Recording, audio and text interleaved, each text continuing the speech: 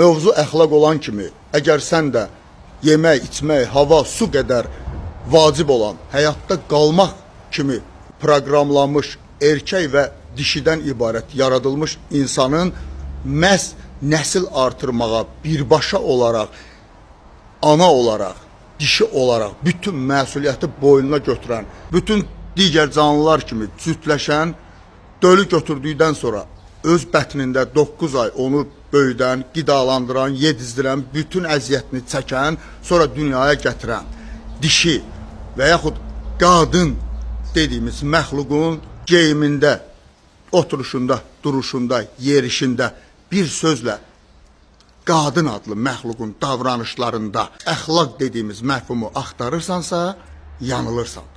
Bu ali təbiətin ona bəxş elədiyi bir imtiyazın yanlış anlaşılması ola bilər.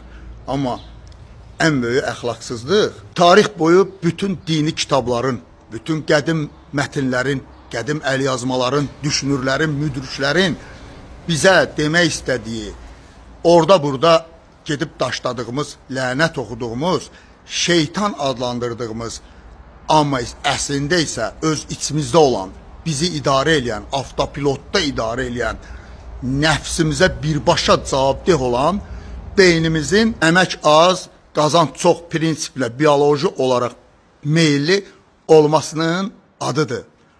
Rüşvət. Rüşvət ən böyük əxlaqsızlıqdır. Əxlaqı sən bir qadının davranışlarında axtarma. Ora sığışan bir şey deyil. Ən böyük əxlaqsızlıq rüşvətdir. O rüşvət ki, bugün ölkəmizi nüfuzdan salır. O rüşvət ki, bugün ölkə başçısı belə mübarizə aparmaqda çətinlik çəkir. O rüşvət ki, bütün həyatımızı bir xərçəng kimi yeyir. Rüşvət sadəcə pul məsələsi deyil. Beynin mükafat sistemi ilə bağlıdır. Beynin əsas məqsədi tarix boyu belə olub. Az enerji sərf elə, təhlükədən qaç, daha çox resurs əldə et, üstünlük qazan. Qədim dövrlərdə bu daha çox yemək, daha yaxşı sığınacaq əldə eləmək, daha güclü mövqe demək idi. Bugün isə həmin sistem pul, status, əlaqə, güc, tanış tapmaq şəklində davam edir. İnsan rüşvət alanda beynində əsas dopamin sistemi aktivləşir. Beyin deyir, risk etdin, qazandın, bunu yaz yaddaşa. Yəni beyin nəticəyə baxır, əxlaqa yox. Əxlaq isə daha çox vicdan, empati, sosial tərbiyə, uzun müddətli düşüncə ilə bağlıdır. Problem budur ki, beyin qısa müddətli qazancı çox vaxt uzun müddətli nəticədən üstün tutur. Məsələn, vicdan deyir, bu səhvdir, beyin deyir, amma işin tez həll oldu axı. Ən maraqlısı isə budur. İnsan yalnız pul üçün rüşvətə meyilli olmur. Bəzən tərif, bəzən diqqət, bəzən vəzifə. Mən xüsusi adamam hissi də beyin üçün rüşvət kimi dopamin ifraz elətdirir. Yəni beyin mükafat aldığı hər şeyə bağlanır və onun aslısı ola bilir. Beyin həqiqəti deyil, ona rahatlıq verəni seçməyə meyillidir. Buna isə beyinlə yox, şuurla nəzarət etmək mümkündür.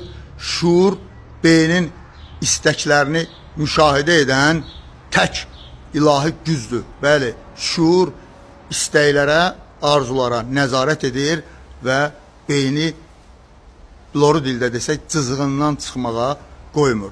Bugün insanlığın 95% insan olduğunun fərqində deyil və rüşvət məhz homo sapiens olmamış heyvani beyinlərin birbaşa sübutudur.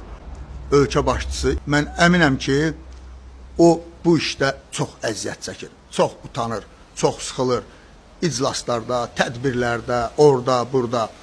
Amma biz heç birimiz ona dəstək olmuruq. Əksinə, biz rüşvəti özümüz aparıb veririk. Ən böyük əxlaqsızlıq isə rüşvətdir. Rüşvət ana təbiətin proqramında yoxdur. Bu sadəcə havayı yeməkdir. Amma ana olmaq, bir erkəyə xoş gəlmək, bu bir təbiətin tətiklədiyi, qadında yaratdığı bir şeydir.